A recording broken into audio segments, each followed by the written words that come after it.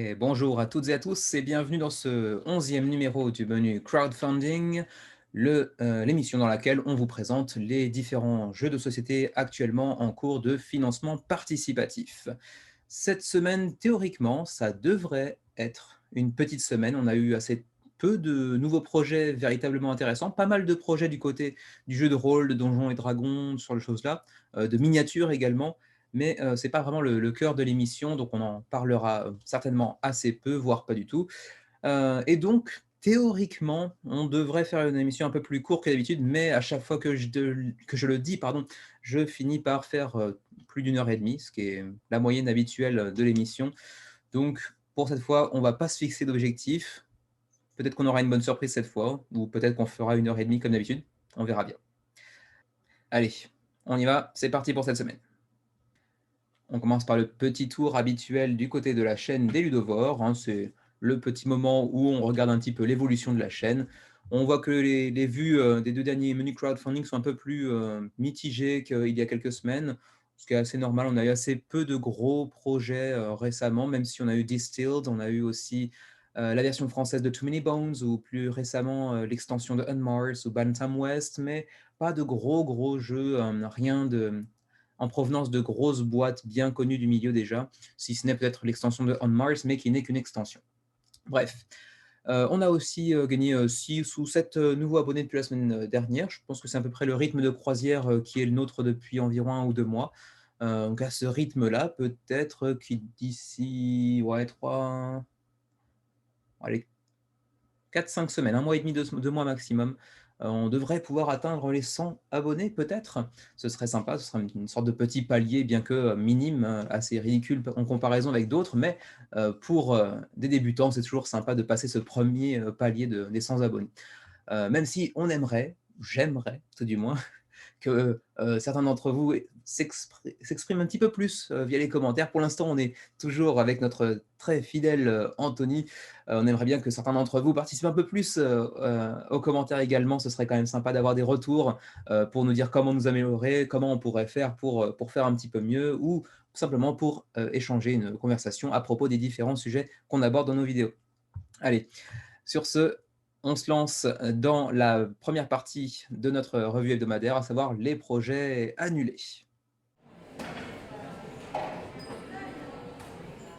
Le premier projet annulé, on s'en doutait déjà depuis 2 semaines. Cette fois, c'est officiel. Battle Peak, qui entre-temps aura été rebaptisé Game of Wizards, a été annulé il y a quelques jours. Il faut dire que l'objectif était loin d'être financé avec seulement 93 contributeurs.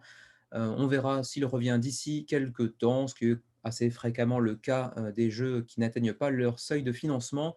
En tout cas, cette fois-ci, il est annulé. Reste à savoir pourquoi ils ont décidé de le rebaptiser alors même que le projet est annulé. Bref, sans grande importance. Second projet annulé, je l'avais présenté la semaine dernière et quelques heures après la présentation, il a été annulé. Et pourtant, comme vous pouvez le voir ici, le seuil de financement avait été dépassé.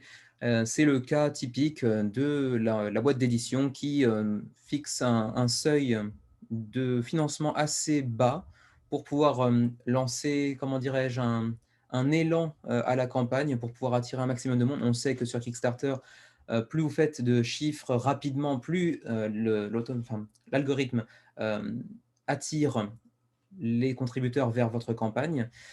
C'est peut-être ce qu'ils ont tenté de faire. Malheureusement, la sauce n'a pas prise et on s'est retrouvé avec 160 contributeurs, ce qui est assez léger pour, comme on le disait la semaine dernière, un projet avec une certaine ampleur malgré tout. Donc je vous invite malgré tout, malgré l'annulation, à aller voir la vidéo de la semaine dernière, ou en tout cas l'encart réservé à la présentation de Guardians of Fire, parce que c'est un jeu qui, malgré tout, me semble avoir un certain intérêt et avoir une très bonne réalisation qui plus est. Une direction artistique assez soignée, et puis un univers dans la mythologie perse qui est assez inexploré dans les jeux de société. Donc je pense qu'on les reverra très prochainement, peut-être avec un peu plus de communication au préalable avant leur campagne, pour pouvoir attirer un peu plus de monde, pouvoir former une véritable communauté autour de leur jeu. En attendant, le projet est annulé, on le reverra sans doute dans les mois à venir. On passe maintenant au suivi des projets. qui, eux, sont en bonne santé ou voire sont déjà financés pour certains d'entre eux.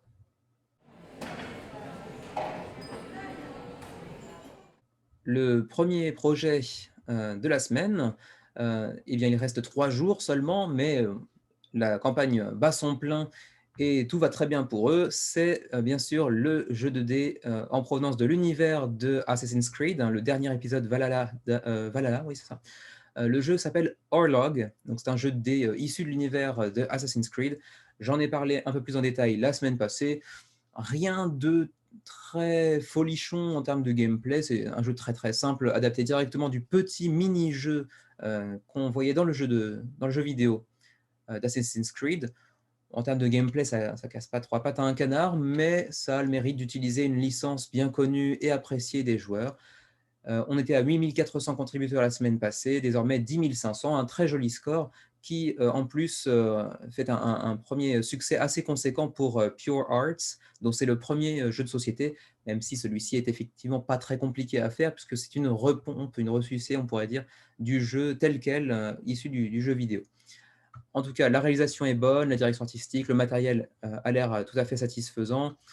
Reste que bon, le jeu est assez léger. Ceci dit, il se prête assez bien au mode de tournoi, de jeu en famille ou entre amis, avec certainement un sentiment de revenez-y, si je puis dire, comment dire, d'envie de rejouer plusieurs parties à la suite, du fait notamment de la simplicité d'accès de jeu et également de la durée de partie qui est de 15 minutes environ. Voilà pour Assassin's Creed Orlog. Il reste 3 jours à la campagne qui devrait assez facilement atteindre les 12 000 voire 13 000 contributeurs à la fin de la campagne. Deuxième projet du jour, deuxième suivi de projet du jour, il s'agit de Annihilagadden 2, deuxième du nom. 2656 contributeurs pour Annihilagadden qui, la semaine dernière, en était à 2050, donc plus 600 à 4 jours de la fin pour ce jeu de deck building à l'humour très très grivois comme peuvent vous le montrer ces quelques illustrations. On est très très pipi, caca, prout prout, mais bon, ça peut trouver son public, d'autant que si on aime ce genre d'humour et d'illustration, c'est quand même assez bien réalisé. Je vous avouerai que c'est pas du tout ma came, c'est en plus très très fluo.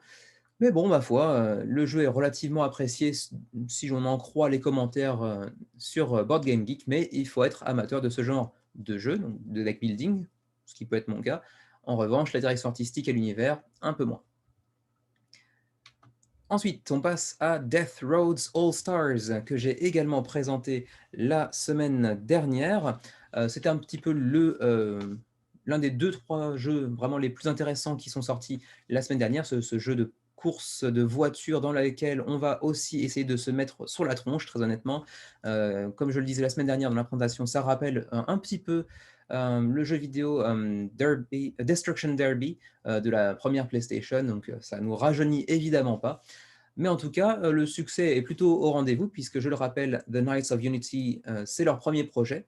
Hein, donc cette boîte, si je me souviens bien, oui, c'est américaine, mais créée par des Polonais, si je me souviens bien. Oui, c'est ça.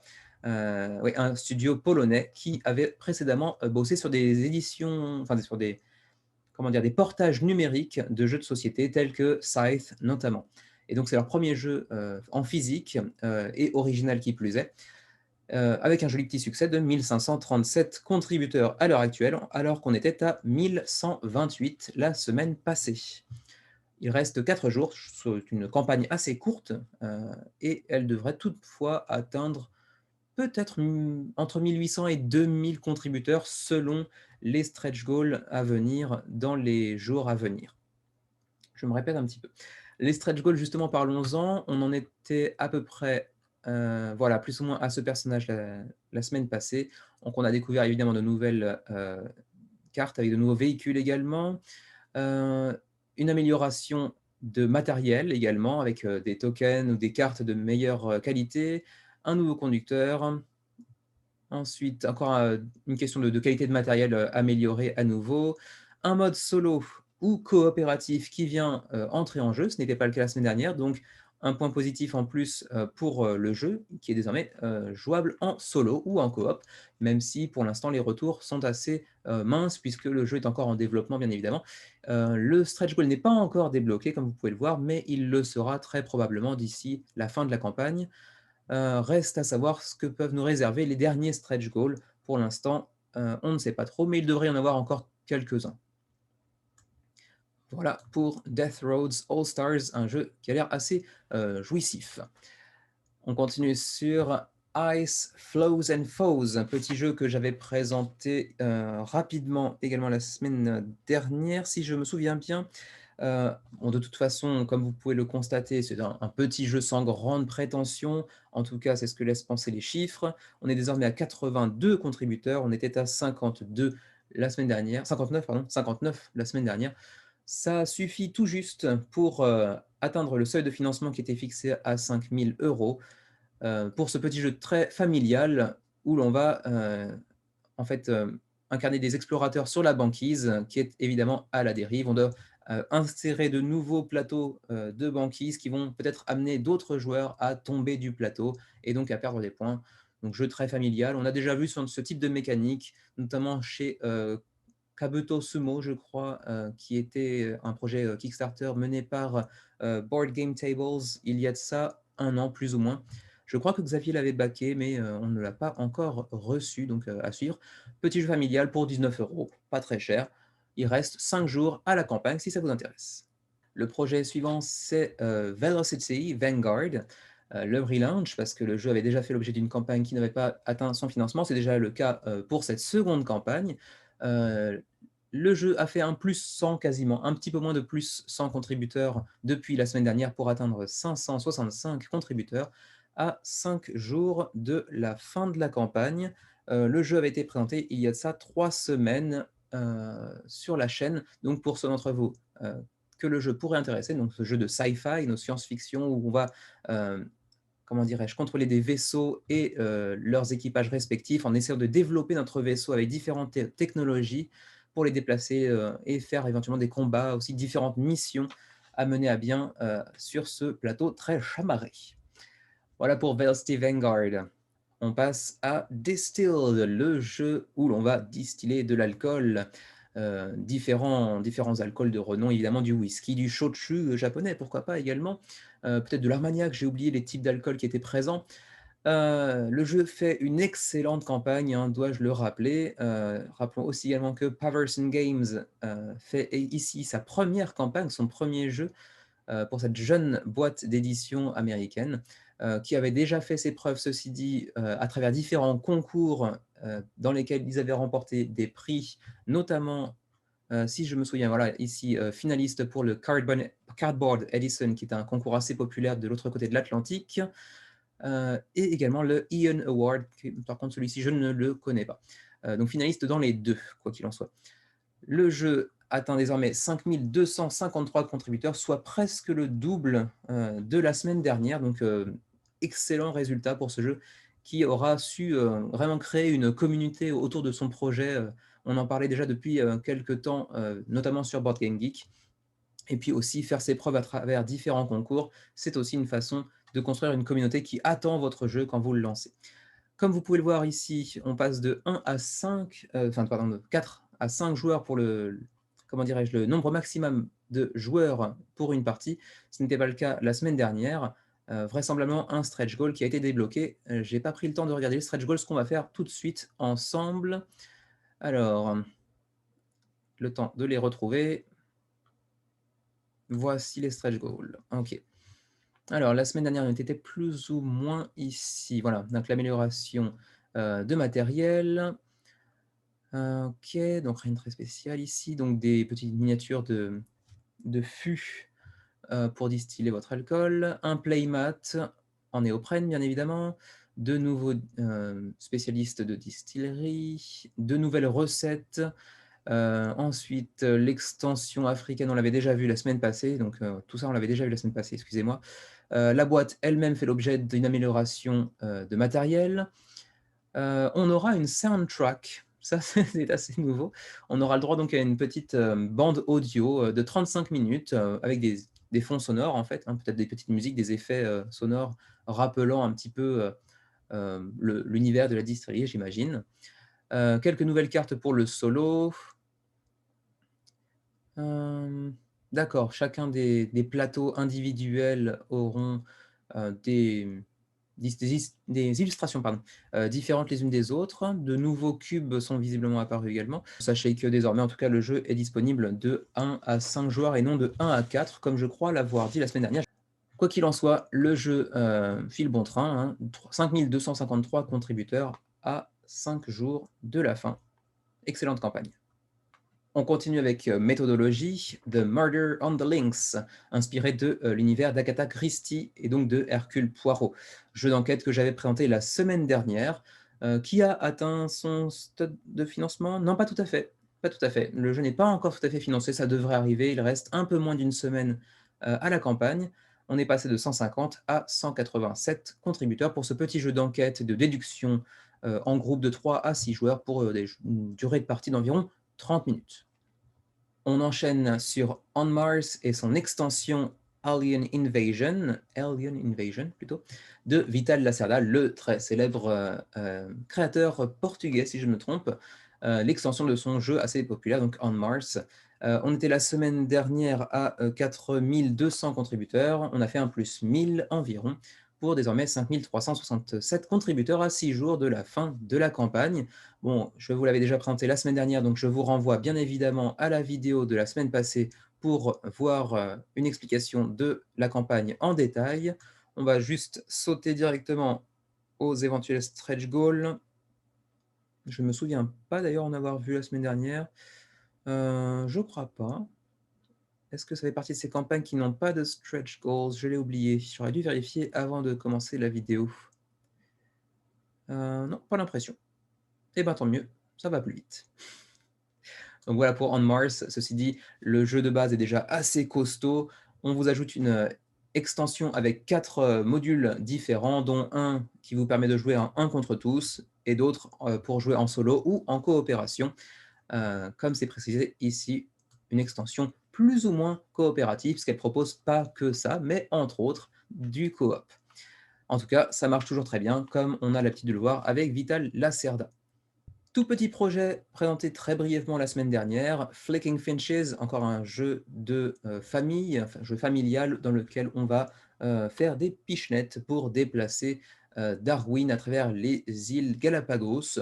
On était à 60 contributeurs la semaine dernière, 92 cette semaine, on est très très loin de l'objectif de financement, donc ça devrait certainement être dans la catégorie des annulations la semaine prochaine, j'imagine, puisque de toute façon, il ne reste que 6 jours et je doute très, très, très fortement que le jeu finance. Donc ça va certainement être annulé, puis relancé d'ici quelques semaines ou mois. On verra bien. On continue avec Ultia, qui est presque fini. C'est la dernière fois que j'en parle. Ça fait 3 semaines qu'on parle de ce petit projet japonais de jeu de pli, dans lequel vous incarnez 3 enfants d'une déité, d'une divinité, d'une planète se trouvant entre Mercure et le Soleil, et vous devez partir à la conquête d'autres planètes pour désigner lequel des 3 descendants du bon roi deviendra son héritier sur le trône. Bref. Le jeu est ceci dit disponible en anglais, je tiens à le préciser parce qu'il s'agit d'un projet japonais, mais disponible en anglais, et comme vous pouvez vous en douter, comme c'est souvent le cas avec le jeu japonais, c'est suffisamment, comment dirais-je, minimaliste pour avoir des règles en accord avec son matériel, c'est-à-dire assez simple. Vous voyez qu'il y a très très peu de texte également sur les cartes, hein. D'ailleurs, le texte n'a pas l'air d'être en relation directe avec le gameplay, donc bon, ça ne devrait pas poser de problème. Une traduction en français de manière amateur devrait être assez facilement faisable également. 322 contributeurs pour Ultia, qui était à 200 la semaine dernière. Donc une assez belle campagne, mine de rien, pour un tout petit projet japonais. Autre projet qui date de 3 semaines cette fois, il s'agit de Tranquility The Ascent, un standalone de Tranquility premier du nom, mais donc attention, extension non, standalone oui, des jeux à jouer séparément, bien évidemment, pour 1 à 5 joueurs, 20 minutes pour une partie, donc un jeu assez simple, assez zen, apparemment assez relaxant, un peu comme le premier Tranquility, bien évidemment. Bon, en même temps, on va dire qu'ils sont bien nommés de ce point de vue-là, hein, c'est un jeu relaxant, Il s'appelle Tranquility. C'est assez logique de ce point de vue-là. Cette fois-ci, vous allez escalader une montagne. On est à 1311 contributeurs. La semaine dernière, on était à 1000 environ. Donc, une jolie petite campagne sans grande prétention, un joli petit score à 9 jours de la fin de la campagne. Le petit jeu de guerre de la semaine dernière, habituel, Winged Victory, en provenance d'Italie. Il était à 130 contributeurs, il est désormais à 206 contributeurs. Pour ceux d'entre vous qui sont amateurs de aviation militaire, de jeux de guerre, c'est peut-être une occasion parmi tant d'autres de faire l'acquisition d'un autre jeu de guerre, comme il y en a quasiment chaque semaine sur Kickstarter. On passe à Prise de fer cette fois-ci. Prise de fer, je l'avais présenté également il y a 2 semaines, si je ne me trompe. Prise de fer, prise de fer. Oui, c'est bien ça, il y a 2 semaines. Et la semaine dernière, il était à 175. Non, pardon, c'est la semaine dernière, pas du tout il y a 2 semaines. La semaine dernière, il était à 175 contributeurs. Il a fait 1 fois 2 pour atteindre 352 contributeurs à 10 jours de la campagne. Donc je vous invite à aller regarder la vidéo de la semaine dernière pour en avoir, pour avoir un peu plus d'informations sur le jeu, qui se présente un peu sous le format des jeux de Button Shy, donc un petit portefeuille en vinyle et 18 cartes uniquement pour un jeu à 2 joueurs, 15 à 20 minutes la partie. Autre jeu qu'on avait présenté la semaine dernière, un jeu dans lequel vous devez gagner une dispute argumentée, disons, entre les différents joueurs, même s'il ne s'agit pas du tout d'argumenter véritablement à l'oral, ce sont des cartes qui vont faire le job à votre place. Donc il ne s'agit pas d'un jeu où on va discuter véritablement, mais on va simuler une discussion avec différentes cartes pour gagner de nouvelles cartes, ou faire perdre des cartes à l'adversaire, ou se défausser nous-mêmes d'une carte pour en gagner d'autres, etc. Donc un jeu assez quelconque, assez sommaire, hein, qu'on a plus ou moins déjà vu en termes de mécanique, mais qui généralement trouve toujours un petit peu son public, et c'est le cas, hein. Le jeu est financé avec désormais 337 contributeurs, il en avait 285 la semaine dernière, à 10 jours de la fin de la campagne. Ceci dit, pas de version française, mais le texte sur les cartes est assez clair et assez simple, pour ceux d'entre vous que ça pourrait intéresser. Le prochain jeu de la liste, c'est Rat Queens to the Slaughter, qu'on avait présenté la semaine passée également. Il était à 1555 contributeurs la semaine passée, il est presque à 2000 contributeurs cette semaine, donc une jolie petite évolution pour ce jeu coopératif dans lequel vous allez incarner 4 jeunes femmes sorcières. Ça reprend l'univers d'un comics américain assez peu connu, ceci étant dit, mais ça reste une licence intellectuelle, une propriété intellectuelle, comme on dit parmi nos amis anglophones, qui a su trouver son public avec 2000 contributeurs malgré tout, hein, pour donc ce jeu coopératif où on va aller pourfendre différents adversaires en synergie entre les 4 personnages que vous voyez ici, avec une mécanique assez intéressante où il faudra développer des liens d'amitié entre elles pour pouvoir faire en sorte que leurs pouvoirs respectifs deviennent plus puissants à mesure que leurs liens deviennent plus étroits. Voilà pour Rat Queens. Projet suivant avec Pulp Invasion, présenté il y a 2 semaines. Pulp Invasion avait fait 720 contributeurs, je crois, la semaine dernière, désormais à 1000 contributeurs. Vous avez une version française, comme c'est mentionné ici, puisqu'il s'agit d'une campagne menée par Alban Viard pour ce jeu seconde extension du jeu Pulp Invasion, bien entendu. Donc si vous n'avez pas le jeu de base, c'est pas forcément très intéressant pour vous. Ceci dit, vous pouvez en faire l'acquisition au cours de cette campagne. Un jeu qui, en plus, n'était pas spécialement très onéreux. Ceci dit, si vous voulez la totale, si je me souviens bien, c'était un petit peu plus onéreux, à savoir 39 €. Ça reste quand même plus ou moins abordable. Voilà pour Pulp Invasion. Un peu plus de détails dans la semaine précédente, hein, je vous le rappelle, je présente assez rapidement quand je fais simplement le suivi des campagnes. Je parle un peu plus en détail des projets nouveaux. Le projet suivant, c'est Volfirian Guilds, qui était à 3400 contributeurs la semaine passée, 4120 cette semaine, donc une jolie petite progression pour ce reprint, cette réimpression plus extension du jeu Volfirian, donc ce jeu de deck building qui nous vient de Tabula Games, boîte d'édition de plus en plus populaire, notamment depuis la sortie récente de leur précédent Kickstarter, à savoir Sanctuary, qui est là aussi un jeu de deck façon Magic, mais avec des decks prédéfinis au nombre de 6, si je me trompe, sur lequel j'ai pu faire quelques essais, quelques parties déjà avec Xavier. Très bon jeu, jeu très sympa. Voltherian Guilds est également un jeu assez sympathique de deck building et qui vient ici d'être, comment dirais-je, enrichi par diverses petites extensions qui vont rajouter un petit peu de rejouabilité, un peu de profondeur au jeu et ajouter également quelques petites mécaniques qui n'étaient pas présentes jusque-là dans le jeu, avec toujours aussi une direction artistique très réussie, comme souvent chez Tabula Games. Voilà. Par contre, attention, les prix montent assez haut pour un petit deck building, ce qui était à l'origine un petit deck building, mais qui de plus en plus euh, possède un matériel assez conséquent. Donc vous pouvez voir ici, hein, quand vous prenez le jeu de base, plus les différentes extensions, etc., ça peut commencer à monter assez haut, d'autant plus si vous allez chercher le all-in plus ou moins. Je crois qu'il y en avait encore un autre plus bas, non? Il me semblait qu'il y avait un all-in un peu plus cher que ça. Non, apparemment, c'est pas le cas. Donc le plus gros pledge sera à 68 € au lieu de 88 en magasin pour avoir le jeu de base, les extensions, la boîte magnétique pour ranger le tout à l'intérieur, les tapis de néoprène, la miniature du dragon, à savoir donc Volfirion, etc. Sachez également que le jeu est disponible en français toujours. Il vous reste un peu moins de 2 semaines, donc on en parlera encore un tout petit peu la semaine prochaine pour suivre l'évolution de la campagne. Très jolie petite campagne encore pour Voltherian Guilds. Autre projet présenté il y a 2 semaines, il s'agit de Soul Raiders, projet français par le créateur de Splendor. Et oui, ce grand classique. Et pourtant, ce jeu n'a rien à voir puisqu'il s'agit d'un jeu de campagne avec un matériel vraiment qualitatif pour 1 à 4 joueurs, jeu coopératif, hein, avec bien entendu une version française puisque le créateur est lui-même français. Vous pouvez voir ici un petit aperçu du matériel qui peut rappeler aussi un petit peu dans ses mécaniques d'exploration un certain 7e continent, comme vous pouvez le voir. Des campagnes rejouables avec 4 chapitres dans lesquels vous allez certainement explorer plus ou moins 20-25% d'un chapitre quand vous le jouez, ce qui veut dire que malgré 4 chapitres seulement, entre guillemets, il y a malgré tout une assez forte rejouabilité. Reste à savoir si vous aurez quand même envie de retourner dans un chapitre que vous aurez déjà partiellement exploré. Je n'ai pas pu essayer le jeu, mais je serais tenté de dire que oui, si j'en crois les différentes critiques que j'ai pu en lire et qui étaient relativement positives en règle générale.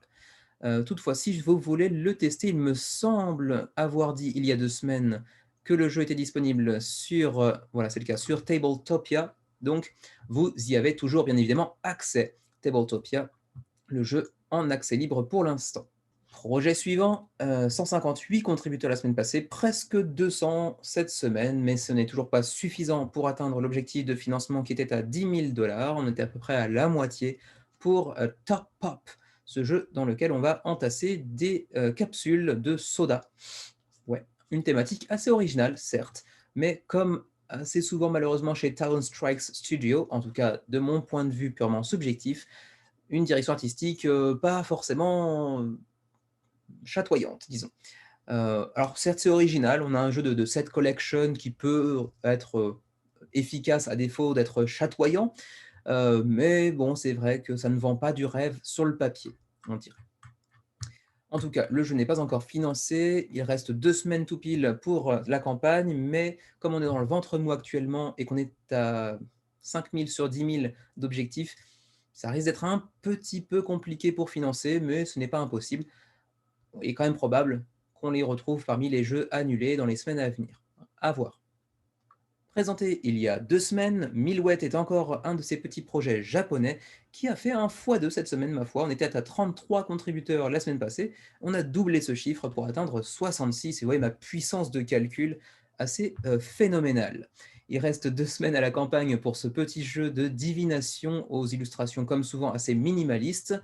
Le jeu aura une version anglaise mais pas de version française. Ceci dit, comme vous pouvez le voir très souvent chez les jeux japonais, pas de texte sur le matériel. Donc il suffit de comprendre les règles pour pouvoir y jouer, ce qui veut aussi dire qu'on a un jeu assez simple et avec une profondeur de jeu assez relative.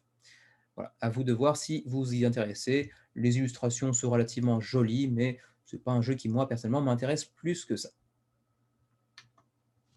Autre projet qui a du mal semaine après semaine, il se prend des jabs, des uppercuts semaine après semaine, et pourtant, il reste debout pour l'instant, il tient bon. même s'il est dans les cordes. Et on va arrêter la métaphore filée sur la boxe, bien évidemment, puisque là, The Art of Boxing Clever, bon, ça marche pas, ça marche pas. Pourtant, comme je l'avais présenté il y a de ça 2 semaines, si je me souviens bien, le gameplay est pas inintéressant. Bon, la direction artistique est ce qu'elle est, c'est-à-dire qu'elle n'est pas fantastique, mais bon, elle fait le job. Les mécaniques avaient l'air relativement intéressantes. Chaque boxeur avait ses spécificités, son gameplay un peu propre, mais malgré tout, ça marche pas du tout. On est à 29 contributeurs pour The Art of Boxing Clever, alors qu'on était à... Laissez-moi retrouver un petit peu ça. J'arrive même pas à retrouver ça. Si, ça y est, 21 la semaine passée. 21 contributeurs, ils sont maintenant 29, mais ces 8 courageux ne suffiront pas à relever le, le projet, qui va devoir quand même, si je me permets un dernier petit jeu de mots, peut-être certainement jeter l'éponge avant la fin de la campagne. Ce serait certainement la meilleure solution pour pouvoir éventuellement repartir sur Kickstarter d'ici quelques mois, après avoir un peu peut-être retravaillé son projet et sa communication. Tout petit projet présenté la semaine passée, très brièvement lui aussi, Rider en provenance d'Australie. C'est un petit jeu d'affrontement entre 2 à 8 joueurs pour 45 minutes qui avait la témérité de se présenter comme un jeu innovant, alors qu'en termes de gameplay, j'ai beau fouiller, bah, c'est pas vraiment le cas. Bon bref, et du coup, je pense que ça transparaît aussi dans le score. On était à 46 contributeurs la semaine dernière, 52 cette semaine, donc une progression tout à fait relative. Ceci dit, l'objectif de financement était très très bas, à 2 500 $ australiens. Cet objectif étant franchi, le jeu sera fort probablement édité. Une direction artistique qui, sans émerveiller, fait le job dans cet univers très heroic fantasy qu'on connaît bien. Alors là, bien sûr, vous vous doutez que toutes les illustrations ne sont pas définitives, hein, certaines ne sont juste pas terminées, je pense. Pour ce petit jeu qui n'a rien de très particulier à tout point de vue. On va pas s'attarder plus que ça. On continue avec un gros projet de la semaine dernière. C'était certainement le gros projet d'ailleurs de la semaine passée, à savoir Bantam West. Ce jeu qui vous plonge dans le Grand Ouest américain de la fin du 19e siècle, hein, donc un peu à la Red Dead Redemption pour les plus avides de jeux vidéo parmi vous. Jeu que j'avais personnellement adoré, le premier comme le deuxième épisode d'ailleurs, c'était vraiment d'excellents jeux. Bantam West avait fait un joli petit début de campagne. Rappelons que c'est le premier projet Kickstarter pour Ike Brunicardi et sa nouvelle boîte Bantam Planet, avec un départ plutôt en trombe. La semaine dernière, on était à 1500 contributeurs, ce qui est plutôt pas mal pour une première semaine sur un nouveau éditeur, un nouveau porteur de jeu. Et la deuxième semaine, on accuse un peu le coup, petit coup de mou, 1827, donc plus 300, c'est pas du tout ridicule, le jeu est de toute façon largement financé, avec un 200 000 $ qui ferait pâlir bien des projets, surtout des primo-éditeurs. Mais malgré tout, on aurait pu s'attendre à une campagne qui continue sur un rythme un peu plus élevé que celui qui est celui de la campagne, tout simplement. Petit jeu donc de 2 à 4 joueurs que j'ai présenté un peu plus, j'allais dire en long, en large, en travers, peut-être pas à ce point-là, mais j'avais présenté relativement en profondeur la semaine passée, donc je vous renvoie vers la vidéo en question. On va juste aller faire un petit tour plus bas pour les stretch goals. On avait un système triple de stretch goals avec les stretch goals en bronze, en argent et en or. Est-ce qu'on a enfin des stretch goals en or qui ont été dévoilés?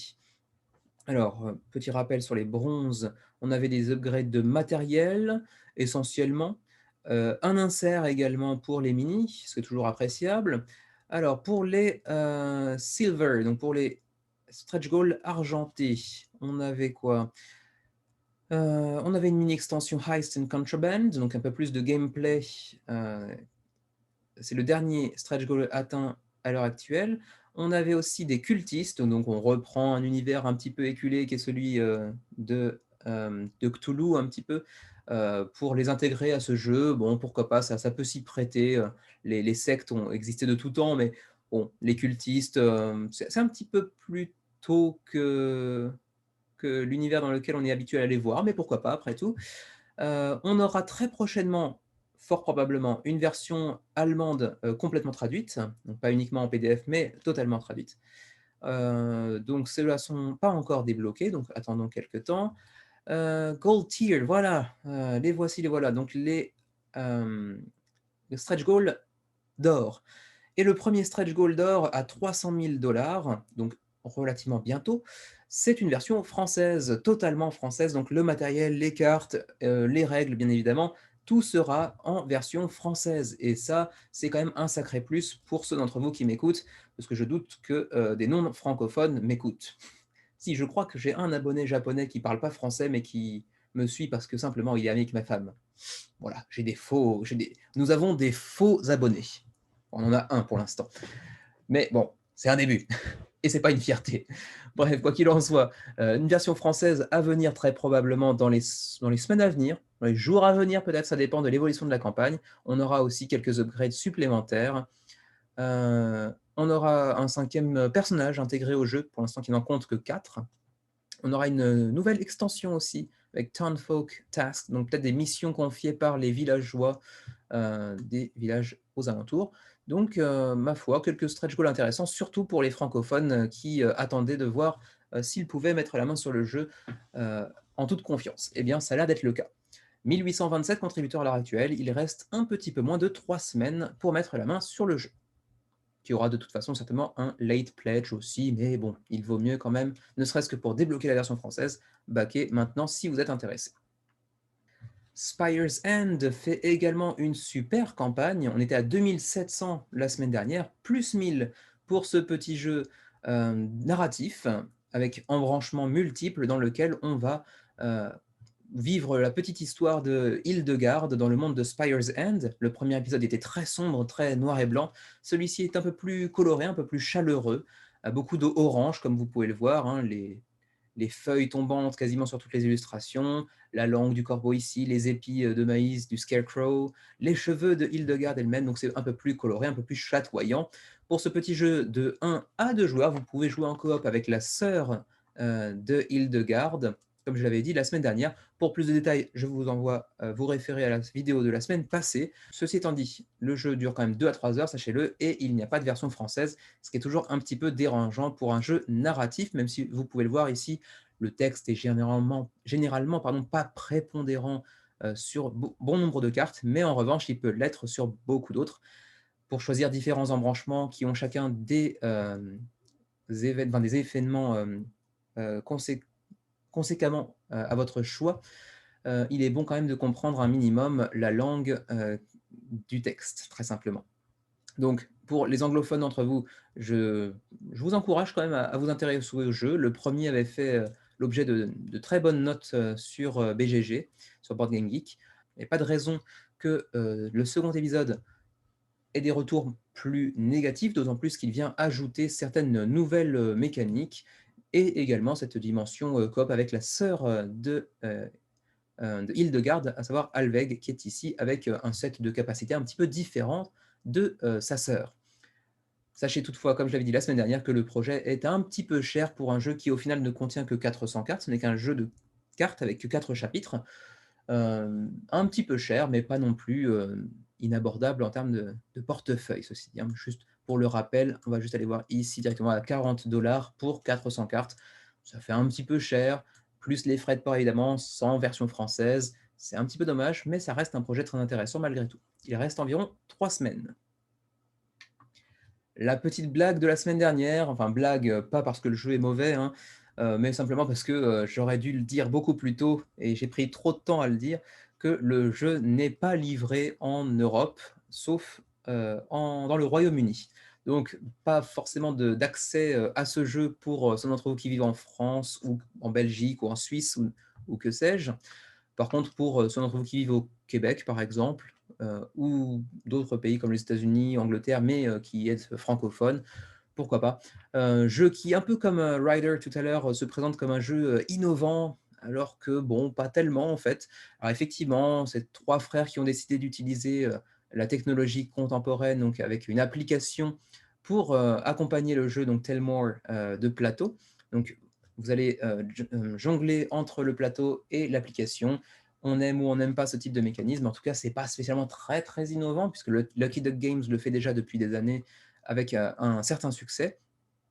Ici, l'appli a l'air quand même d'être un peu plus présente, heu et elle est nécessaire pour jouer en plus. Donc ça a l'air d'être un peu intrusif, un peu envahissant peut-être. Si on aime, pourquoi pas. Après, vous voyez ici que la direction artistique est pas fantastique non plus, le matériel n'est pas extraordinaire non plus. Après, le fait de pouvoir vivre, les combats, dans les donjons directement comme vous voyez ici, les combats dans l'application, bon ça ajoute une petite dimension de peut-être d'immersion chez certains d'entre vous. C'est pas mon cas en tout cas et de toute façon, le jeu ne sera pas livré en France ou en Belgique. Il reste environ 2 semaines et demie, 3 semaines pour, que, les développeurs peut-être, corrigent le tir en proposant une livraison en Europe. Je vais quand même aller voir parce que j'ai pas été voir entre-temps, mais non, ce n'est toujours pas le cas apparemment, hein. Toujours, le Royaume-Uni, oui, mais le reste de l'Europe, non. Donc bon, en attendant, c'est se priver d'un certain nombre de backers. C'est un peu dommage, mais ceci dit, le, projet est financé. Allez, on passe à la seule mention honorable des nouveaux projets de la semaine. Il y en a qu'une.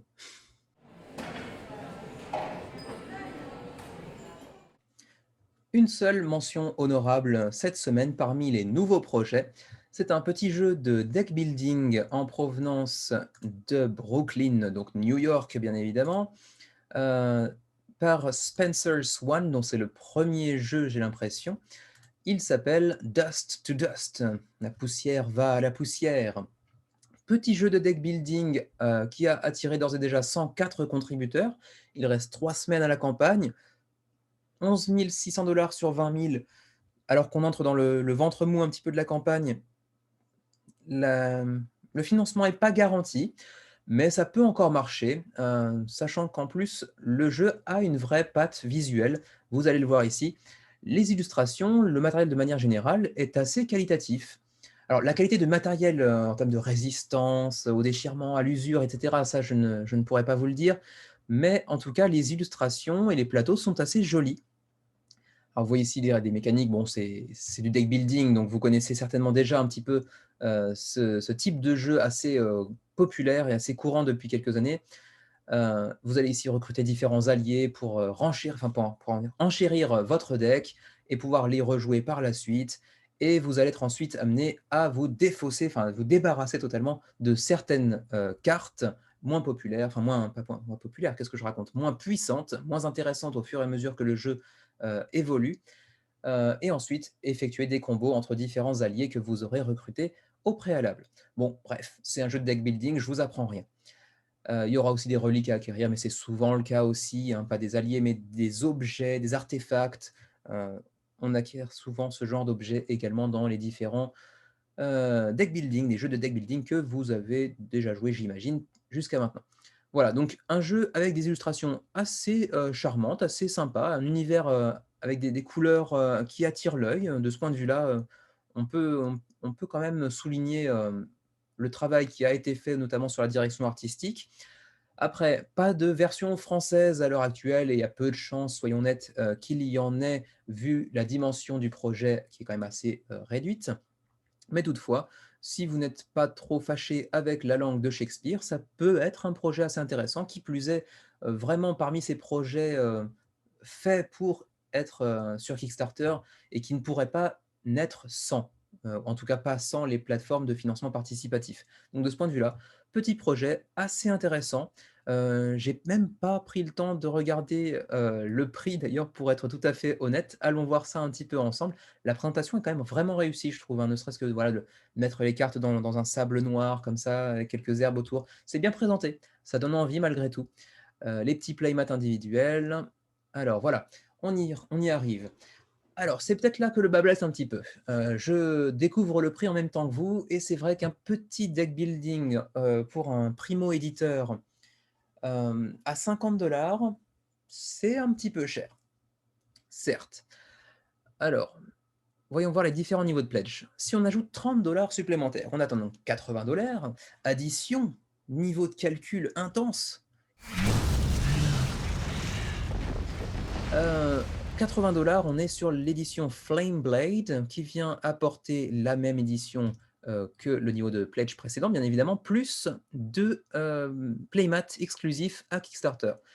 C'est vrai qu'un playmat, en général, ça coûte entre 15 et 30 $ selon la qualité du playmat. Donc, plus 15, bon, effectivement, on arrive à 80 $. Ceci dit, bon, je pense qu'on peut très largement, très facilement jouer à un deck building sans playmat, surtout quand on ne connaît pas l'éditeur et la qualité définitive du jeu. J'irais plutôt m'aventurer sur l'édition Wellspring, donc l'édition de base à 50 €, 50 $, pardon, donc plus ou moins 40-45 €, même si je trouve ça un petit peu cher quand même malgré tout pour un jeu de deck building. On a également, une édition Oak Tusk, un peu plus conséquente avec cette fois-ci 4 playmats exclusifs, donc bon, les 2 de tout à l'heure plus 2 autres, hein, pour jouer, j'imagine, jusqu'à 4 joueurs. Plus également une mention de votre nom dans le livret de règles. Bon, c'est toujours un petit plus, c'est sympa, mais ça n'apporte pas grand-chose. Une extension, pas une extension, un niveau de pledge supplémentaire, cette fois-ci qui atteint 150 $ et là on attend la stratosphère en termes de prix. Ouais, c'est assez peu, comment? Je perds mes mots encore une fois. Jean-Claude Van Damme sort de ce corps et pas de blague salace, s'il vous plaît. Ne rebondissez pas sur cette blague. Qu'est-ce que nous apporte, cette nouvelle édition Light Lens, avec un prix quand même, assez onéreux cette fois? Donc les 4 playmats qu'on a vus tout à l'heure, la mention dans le livret de règles, d'accord, et one card art print. Donc j'imagine une illustration, je ne connais pas le format, peut-être un format poster, mais de là à rajouter 50 boules? Mmh, j'ai pas envie de plonger plus en détail, dans le jeu, mais ce petit card print là, exclusif à Kickstarter certes, pourquoi vient-il rajouter 50 $? Je ne sais pas et j'ai pas la motivation pour aller chercher en détail, vous m'excuserez. On va encore plus loin, on a encore des pledges supplémentaires avec, Dome City Edition, avec donc la même chose que le pledge précédent, plus un personal thank you note, donc, un petit mot, personnel à votre, endroit, pour vous remercier d'avoir apporté 200 $ pour ce petit jeu, de deck building. Bon, certes, mais bon, c'est assez fréquent pour les petits jeux. On offre des niveaux de pledge vraiment conséquents pour vraiment ceux qui veulent soutenir le projet, pourquoi pas. On a encore plus, Mountain Top Edition, l'édition du sommet de la montagne. Bon, sommet, donc ça veut dire que c'est le dernier peut-être? Oui, c'est le dernier. 500 $. Waouh! 500 $ donc pour, 3, oui d'accord, 3 éditions du jeu, donc 3 boîtes. 3 boîtes du jeu de base, plus 12 playmats, 3 donc de ces posters, j'imagine, signés. La mention dans le livret de règles, tout ça, tout ça. Et qu'est-ce que ça apporte de plus cette fois-ci? D'accord, on peut faire une partie avec le designer, donc Spencer Swan. On peut jouer avec lui, peut-être, j'imagine, via, TTS ou Tabletopia, je ne sais pas. En tout cas, ce sera certainement en ligne, hein. Heu, Pourquoi pas, après tout? Quand je dis pourquoi pas, c'est pourquoi pas le jeu de base, hein, les autres, éditions me semblent, hem, en termes de prix, vraiment onéreuses. Ça me semble un peu trop, ouais, très honnêtement. Mais bon, pour ceux d'entre vous qui voulaient vraiment, soutenir le projet et qui avaient l'argent pour, éventuellement, pourquoi pas? Pourquoi pas? Je sais que c'est pas mon cas, j'ai pas 500 $ à mettre pour soutenir. D'ailleurs, je pense très honnêtement pas soutenir le projet, de toute manière, même si je trouve les illustrations et l'univers, globalement assez, sympatoches. Voilà, c'est tout pour Dust to Dust et on va passer cette fois-ci aux 2 petits projets qui se battent en duel, les 2 petits projets, nouveaux et intéressants à mes yeux, de la semaine, à savoir Chronicles of Drunagor, et Oros. C'est parti pour les 2 nouveaux projets conséquents de la semaine.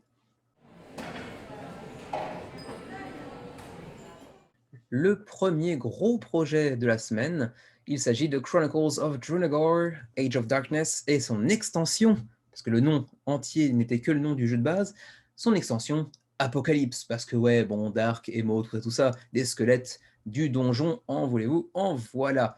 Bon, on est sur un univers assez éculé, qu'on connaît bien, hein, le Dungeon Crawler, donc l'exploration de donjons, où on va maraver, où on va se faire maraver très probablement aussi par un tas de monstres les plus dégueulasses les uns que les autres. Alors, Chronicles of Dronagor, comme vous pouvez le voir, c'est une campagne qui a lieu sur GameFound et non sur Kickstarter.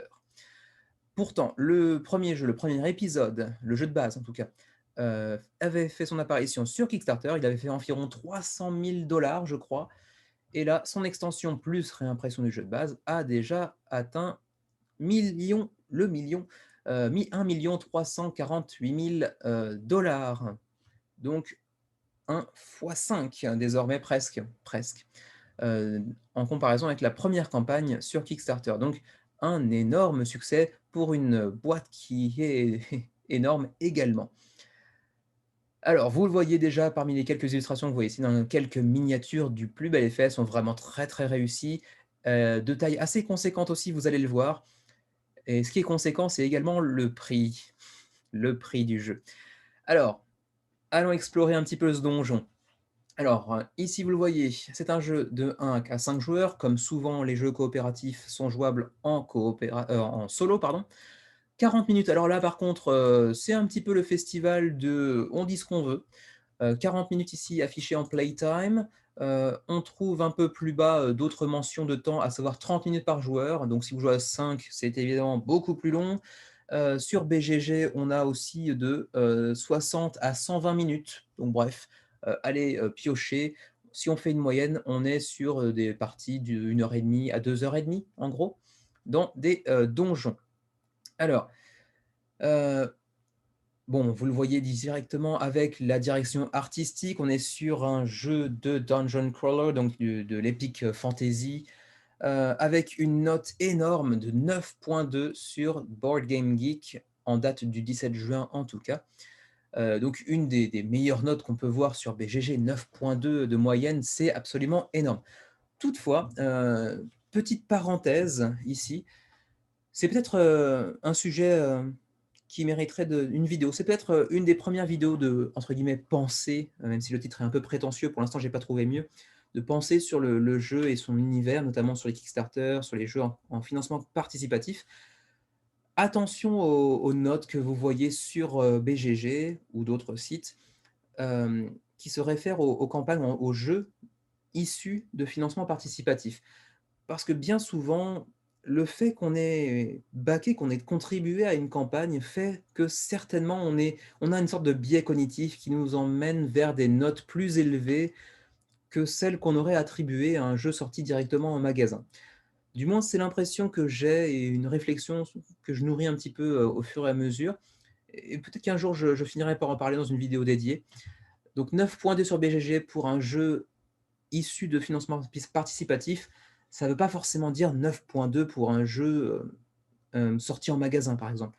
Donc, ça a l'air d'être un jeu très, très, très apprécié par les primo-backers, les gens qui ont eu le jeu de base via Kickstarter, mais ça ne veut pas dire que ce jeu est pour tout le monde. Attention, c'est un jeu qui est forcément assez lourd, assez difficile à sortir sur la table, de par sa présence sur la table, son temps d'installation aussi, qui est certainement assez conséquent, et puis la quantité de matériel assez folle, évidemment. Alors on est toujours content de voir énormément de matériel, mais c'est aussi plus difficile à sortir quand on a énormément de matériel. En tout cas, c'est l'impression que j'en ai. Allez, on se plonge un petit peu plus dans la campagne. Alors, c'est un jeu de dungeon crawler, comme j'ai pu le dire tout à l'heure, donc d'exploration de donjons, où on va avoir différentes interactions avec des personnages, mais également tout un tas de monstres avec j'allais dire des illustrations, pas du tout, des miniatures 3D absolument magnifiques, il faut bien le dire, avec un petit effet de wash, comme ils disent en anglais, je ne sais pas comment on dit ça en français, euh, qui apporte une certaine couleur sans avoir à ajouter de peinture. Bon, bien évidemment, c'est très gris, mais avec différentes nuances de gris, de noir et de blanc, du plus bel effet. Alors, vous voyez déjà un petit peu ici la présence que ça peut avoir sur une table. Il s'agit ici donc de scénarios narratifs en partie, avec beaucoup d'interactions. Vous allez évoluer dans un donjon dont vous allez explorer différentes pièces et en laisser d'autres inexplorées, rencontrer différents personnages qui pourront avoir un impact sur le cours de votre partie. Il y aura un système d'action, de cubes d'action, assez intéressant d'après ce que j'ai pu en voir, parce que je vous avoue que j'ai jamais pu jouer au jeu pour ma part. Ce système de cubes d'action, quand vous allez les engager, il faudra bien évidemment ensuite par la suite les retirer, et ça vous empêchera d'avoir accès à certaines parties du donjon, à certaines améliorations de personnages. Bref, ce sont des actions que vous allez utiliser pour, évoluer dans votre campagne, mais qui auront aussi, une conséquence, en termes de sacrifice, d'amélioration ou d'évolution de personnages, qui est assez intéressant de ce point de vue-là. Et c'est vrai que l'évolution des personnages, fait partie des différents points qui sont, vraiment mentionnés comme étant les gros points forts du jeu, notamment dans son édition de base et apparemment, a fortiori dans l'extension Apocalypse, en tout cas dans ce qu'apporte l'extension Apocalypse. On aura, un grand nombre d'interactions, qui donc influeront également sur la poursuite de, la campagne. Alors donc, des parties de 30 minutes par joueur, c'est indiqué ici, mais comme j'ai dit tout à l'heure, on aura, des variétés, toute une variation de durée, potentielle selon le site qu'on regarde. 14 ans et plus, différents modes de jeu, à savoir donc, un vrai mode solo apparemment, un mode Darkness. Bon, j'avoue que je ne sais pas trop de quoi il s'agit.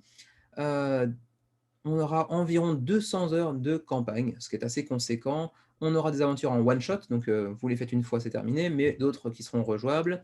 On aura aussi un mode PVP, donc un mode joueur face à un autre joueur, donc qui n'est pas coopératif cette fois-ci. Et puis on aura également des QR codes. Ça, je ne me suis pas trop plongé sur le sujet. À voir. Vous le voyez ici, on a déjà une version anglaise, une version allemande, une version espagnole disponible. La version française est disponible pour l'instant en PDF de manière officielle. J'ai cru voir sur les différents groupes Facebook francophones que la version française totalement traduite, matériel compris, serait dans les tuyaux. En tout cas, sur la page de la campagne, elle n'est pas encore affichée. Donc, reste à voir si d'ici les, je crois que c'est 2 semaines environ, d'ici les 12 derniers jours de la campagne, cette version française complètement traduite sera officialisée ou non. Alors, passons maintenant aux différents niveaux de pledge, parce que là, vous en avez déjà 3 à l'heure actuelle et je suis persuadé qu'il y en aura au moins un quatrième, voire même un cinquième qui viendront s'intégrer à ce lot de 3 niveaux de pledge. Le premier ici, est à destination directement en fait de ceux d'entre vous qui avaient déjà le, pledge de base, donc le jeu de base en fait. Donc en gros, ceux d'entre vous qui ont acquis le jeu via la première campagne sur Kickstarter ou qui l'ont acheté d'occasion. Ce sera donc en gros, que du nouveau contenu, donc en gros, Apocalypse, l'extension Apocalypse et tout ce qu'elle va apporter pour 95 contre 130 en magasin. Ensuite, vous aurez le niveau de pledge de Hero Pledge qui sera en fait un reprint, donc en gros ce sera le jeu de base uniquement, pas l'extension. L'extension, sera à part. Donc le jeu de base pour, 115 contre 148 en magasin. C'est un petit peu plus cher que lors de la première campagne sur Kickstarter, mais c'est assez logique. Il faut bien satisfaire les primo-backers, leur montrer que leur niveau de pledge était plus important que ceux qui arrivent ensuite. Bon, c'est une stratégie assez commune, commercialement parlant, sur les financements participatifs.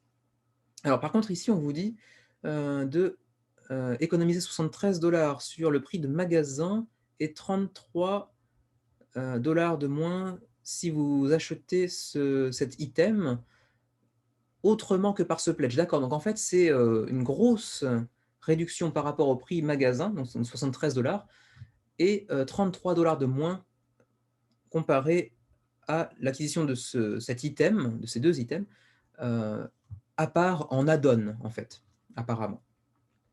Donc ça sera donc le pledge de base de la première campagne. Également, le reprint all-in. Donc là, attention, attention, certains vont peut-être faire l'erreur, c'est un all-in de la première campagne. Ce n'est pas un all-in de cette campagne en cours avec Apocalypse. Donc pour 339 au lieu de 524, vous pourrez acquérir l'ensemble du matériel de la première campagne et uniquement de la première campagne. C'est pourquoi je pense qu'il y aura un ou deux niveaux de pledge supplémentaires, c'est-à-dire un vrai all-in de cette campagne, à savoir le all-in d'Apocalypse. Donc, en gros, ce niveau de pledge plus des exclusivités GameFound, etc., qui viennent se rajouter à Apocalypse et qui ne sont pas encore affichés dans ce pledge-là. Et puis un all-in total qui viendra comprendre le pledge all-in de la première campagne plus le pledge all-in de cette campagne Et là-dessus, on va certainement aller taper dans les, je dirais 600, 700, 800 $. Je crois que j'avais vu le chiffre officiel passer sur les réseaux il y a quelques jours, mais je l'ai oublié. Et j'ai cru voir aussi que ce serait peut-être la première campagne qui proposerait de payer en plusieurs fois non, sans frais, je crois. Il me semble que ce serait la première fois qu'un jeu en financement participatif proposerait cette méthode donc de financement en plusieurs fois, tout simplement. Plusieurs versements pour un même jeu.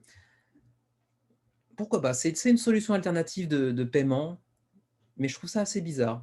Ça s'éloigne un petit peu de ce qu'est le financement participatif à son origine. En tout cas, c'est l'impression que j'en ai. Après, pourquoi pas? Pourquoi pas? C'est une façon d'acquérir le jeu en se saignant pas d'un seul coup, mais en espaçant ça de plusieurs versements un peu moins élevés. Pourquoi pas? Pourquoi pas? Je n'ai pas d'avis définitif sur la question, mais il y a quelque chose qui me chatouille un petit peu à propos de ce nouveau système de pledge. À voir. Quoi qu'il en soit, vous avez aussi une blindée de stretch goal. Il y en a actuellement 37 sur 41 prévus. Bon, énormément de nouveaux matériels, de nouvelles cartes, de nouveaux trésors également, nouveaux personnages avec des nouvelles miniatures, bien évidemment. L'absence d'un nombre suffisant de trésors avait fait l'objet de quelques critiques sur le jeu de base. Ils y ont répondu avec de nouveaux trésors que vous voyez d'ailleurs ici. Et puis aussi, vous aurez comment dirais-je, des inserts pour organiser votre jeu plus efficacement. Là aussi, c'était l'une des remarques, des critiques faites au jeu de base. L'installation étant assez longue, il était nécessaire maintenant de penser à une solution en termes d'organisation et d'installation de jeu plus efficace. Et apparemment, c'est ce vers quoi on se dirige avec ces différents inserts que vous voyez ici, là pour les portes du donjon, si je me souviens bien, et là peut-être pour les différentes évolutions de personnages, et également pour les miniatures, bien évidemment. Voilà. Vous aurez évidemment les add-ons supplémentaires, hein. Vous pourrez ajouter des items à l'unité. Pour ceux d'entre vous qui ont backé dans les premières heures, vous aurez également ce petit marqueur d'initiative qui est aussi disponible en add-on pour 5 $. Mais bon, c'est pas spécialement très important. Voilà, vous avez une pelletée de matos, hein. Je vous laisse découvrir un petit peu par vous-même en quoi le jeu peut être intéressant pour vous. Vous avez ici un aperçu d'un donjon avec les miniatures, les différents personnages que vous pourrez contrôler. Leurs miniatures sont vraiment magnifiques, il faut bien l'avouer. Elles sont superbes. Les cartes, la direction artistique, de manière générale, est très, très, très réussie. Et pourtant, j'avoue que le jeu m'intéresse pas outre mesure. Alors d'abord parce que des jeux en campagne, on a du mal à les sortir parce que, comme vous pouvez vous en douter, on a beaucoup de facilité à se rejoindre, Xavier et moi. Par contre, on en a beaucoup plus de difficultés à réunir notre groupe de 4 à 5 joueurs plus ou moins réguliers. Donc les jeux en campagne, c'est un peu compliqué. Et puis les explorations de donjons, c'est pas un truc qui m'a spécialement attiré au demeurant. C'est pas un truc sur lequel j'ai une passion, à propos duquel j'ai une passion. Je pense que ça intéresse beaucoup plus de Xavier. Et j'aurais beaucoup de plaisir à jouer avec lui si jamais il le prend. Mais en attendant, moi, il ne m'intéresse pas outre mesure. Voilà. On passe au dernier projet de la semaine. Il s'agit de Oros, ou Oros. Presque 1700, ça y est, c'est fait. 1705 contributeurs à 2 semaines et demie de la fin de la campagne pour ce nouveau projet. Et Oros, je dois vous avouer que c'est certainement mon petit coup de cœur de la semaine. Mon petit coup de cœur de la semaine, sachant que ça fait 2 semaines, voire 3 semaines, je crois, que j'ai pas de coup de cœur. Et donc, cette semaine, j'en ai un. Et il s'agit de Oros, un jeu vraiment unique. Alors, ça peut vouloir tout et rien dire, ça peut être un jeu unique et tout pourri, mais ma foi, ce jeu-là a l'air d'être assez innovant, assez brûle-neurones, certes, mais il a tout pour me plaire malgré tout. Une direction artistique, des mécanismes qui me plaisent bien aussi, et puis vraiment ce côté assez frais, assez nouveau dans son approche, qui moi me séduit pas mal.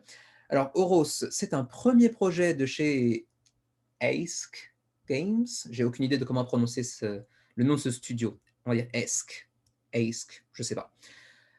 Heu, Ça nous vient de Brant Brinkerhoff, donc j'imagine que c'est un Allemand, même si, la société se situe apparemment aux États-Unis. Projet pour 1 à 4 joueurs avec un vrai mode solo, 30 minutes par joueur, donc encore une fois, ça peut vouloir tout et rien dire, mais bon, en gros, entre 1 heure et 2 heures pour 14 ans et plus.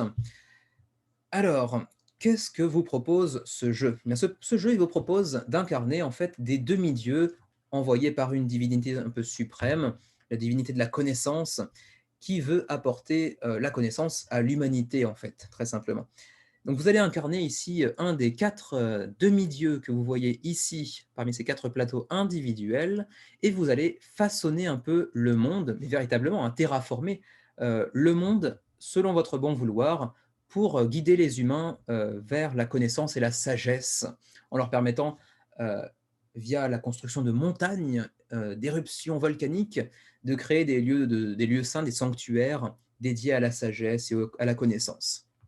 En gros, vous aurez, plusieurs, options de terraformation comme j'ai pu le mentionner tout à l'heure. Vous allez donc déplacer différentes, tuiles, différentes plaques, différentes îles pour ensuite les faire se percuter les unes et les autres pour créer des montagnes de plus en plus conséquentes, de plus en plus grandes, provoquer également des éruptions volcaniques, créer des montagnes sur lesquelles vous allez construire des sanctuaires, faire voyager différents, tokens, représentant des humains, en pèlerinage vers ces sanctuaires pour acquérir plus de connaissances, plus de sagesse et au final, heu, celui qui aura accumulé le plus de sagesse sera, victorieux.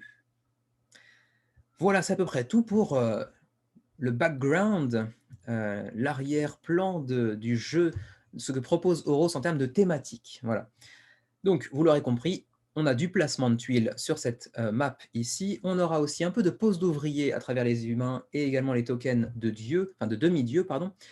On aura une certaine asymétrie entre les différents demi-dieux, ce qui est assez intéressant en termes de rejouabilité également. Et puis également du déplacement sur la grille que vous voyez ici, via les humains que vous allez orienter vers les sanctuaires, vers les montagnes, etc. Vous allez les faire voyager un petit peu, quoi. Alors, vous voyez ici un drapeau allemand, il y aura une version allemande totalement traduite. Pour l'instant, ce n'est pas le cas du français, ça pourrait peut-être venir. Alors, voici donc les demi-dieux. Bon là, par exemple, la direction artistique des demi-dieux, je suis un petit peu moins convaincu. Je suis plus convaincu par le reste de la direction artistique, mais les demi-dieux, c'est pas fou. C'est pas folichon. Bref, on peut passer outre. Alors, le pledge de base, le voici, il est à 50 $, donc un prix assez commun pour les projets de ce type en termes de matériel, en tout cas, j'entends.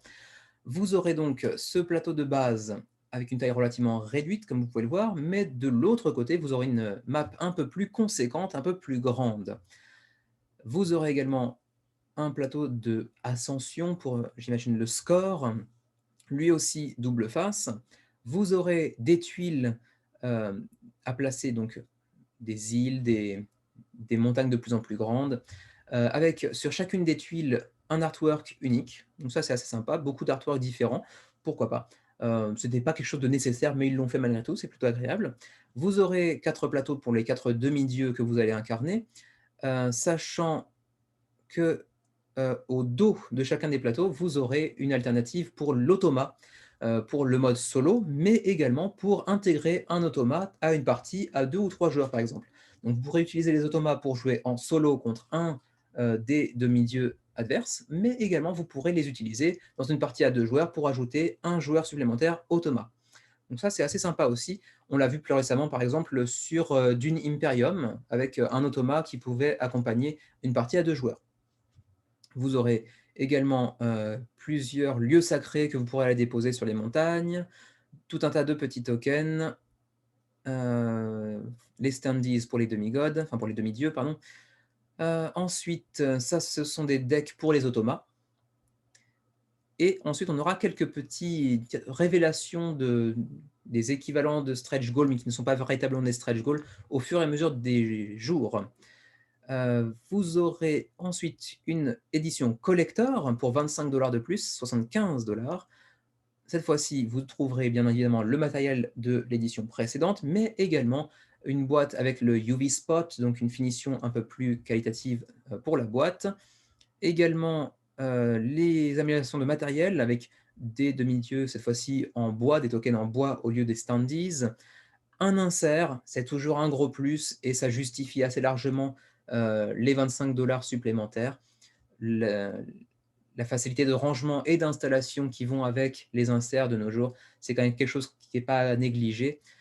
Par contre, il est fait cette fois-ci par Blackform, que j'avoue ne pas connaître. On a l'habitude de voir GameTrace. Cette fois-ci, c'est Blackform. Ça a l'air d'être relativement bien conçu malgré tout, donc pourquoi pas. Voilà, ce sont les 2 seuls niveaux de pledge pour l'instant. Il y aura des révélations supplémentaires dans les jours et semaines à venir. Reste à voir lesquels seront intéressants ou non.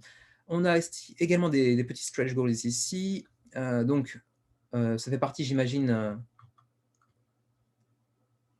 d'accord, c'est des stretch goals à proprement parler. Donc on aura donc les demi-dieux en token en bois, on aura des fidèles en bois également, on aura une épaisseur de tuiles un peu plus conséquente, donc un matériel plus résistant. On aura des tuiles de foresight, donc de, comment dirais-je, pas de prédiction, mais foresight, comment on pourrait traduire ça en français? Oui, on va dire donc de prédiction, on va dire ça pour simplifier, parce que je ne trouve pas le mot tout de suite en français.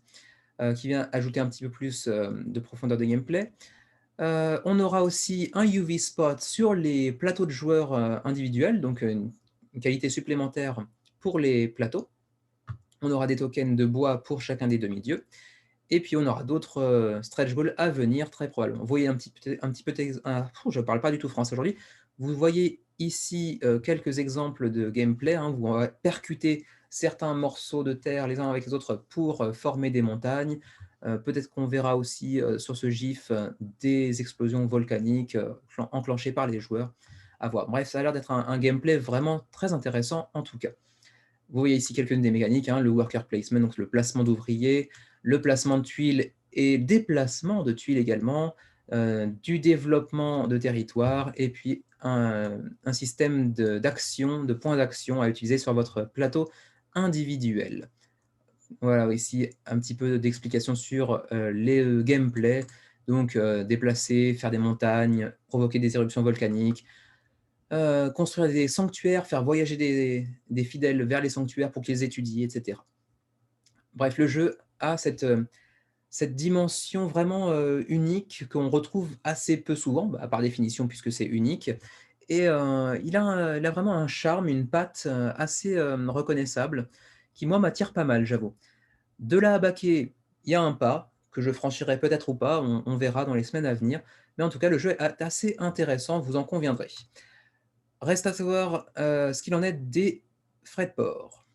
Les frais de port étaient assez intéressants pour l'Allemagne, mais je ne me souviens pas du reste. Je crois que c'était 20 $ plus ou moins, à peu près. Alors, région 3, vous êtes dedans, je crois?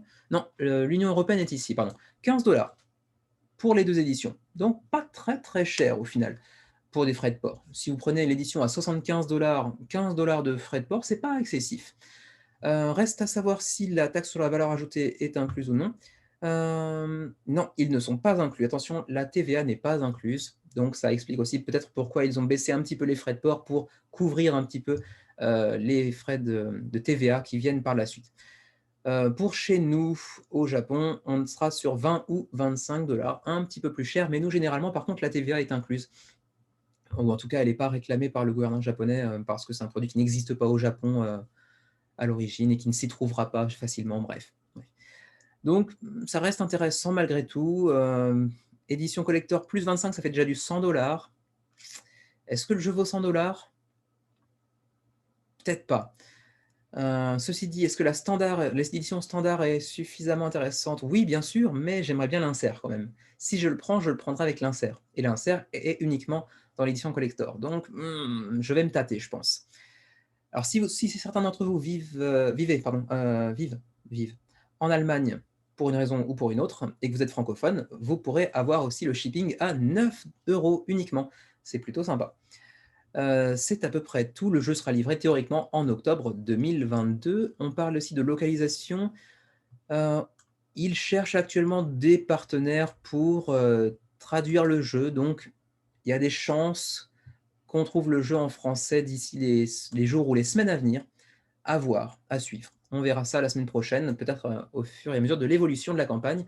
Voilà, en tout cas, c'est à peu près tout pour Euros. 1705 contributeurs à 18 jours de la fin. C'est mon petit coup de cœur de la semaine. Dites-moi ce que vous en pensez dans les commentaires, ça ou les autres jeux bien évidemment. Et c'est à peu près tout pour aujourd'hui. J'espère avoir fait une, vidéo un peu plus courte que d'habitude. Théoriquement, c'était faisable et comme j'ai présenté assez peu de nouveaux jeux, je serais tenté de dire que oui, mais j'ai pas vérifié à quelle heure j'avais commencé la vidéo, donc je saurais pas dire. On va dire 1 heure et quart. Je parie sur 1 heure et quart? On verra. Bref, merci d'avoir suivi en tout cas ce nouveau menu crowdfunding. N'hésitez pas à lâcher un petit pouce bleu comme à l'habitude. Abonnez-vous si ce n'est pas déjà fait. Commentez, commentez, commentez. Merci en tout cas d'avoir suivi jusqu'à maintenant le menu crowdfunding. On vous retrouve très prochainement pour le prochain menu KS et puis pour peut-être aussi quelques vidéos puisqu'on est bientôt en vacances. Allez, sur ce, je vous souhaite bonnes vacances à vous si vous êtes déjà. Et puis si ce n'est pas le cas, bon courage, ça arrive bientôt, j'imagine. À la prochaine!